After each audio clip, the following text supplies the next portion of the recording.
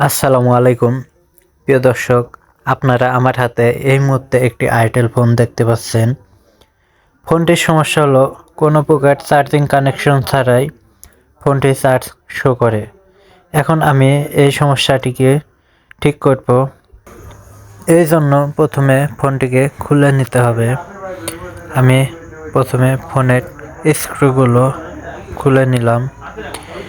এই পর্যায়ে আমি ফোনটি মাদারবোর্ড ক্যাসিং থেকে আলাদা করে নেব। আমি ফোনের মাদারবোর্ডটি ক্যাসিং থেকে আলাদা করে নিলাম।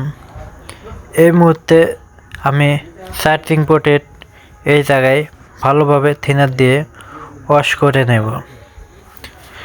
আমি থিনার দিয়ে এখানে ভালোভাবে ওয়াশ করে নিলাম। এখন আমি এটাকে একটু হিট দিয়ে নিচ্ছি, যেহেতু থিনারগুলো শুকে যায়। এখন আমি ফোনটিকে ফিটিং দেব। ফোনটিকে ফিটিং দিলাম। আপনারা দেখতেই পাচ্ছেন এখন কিন্তু সমস্যাটি সমাধান হয়ে গেছে। আপনাদের ফোনে যে কোনো সমস্যার জন্য আমাদের সাথে যোগাযোগ করতে পারেন।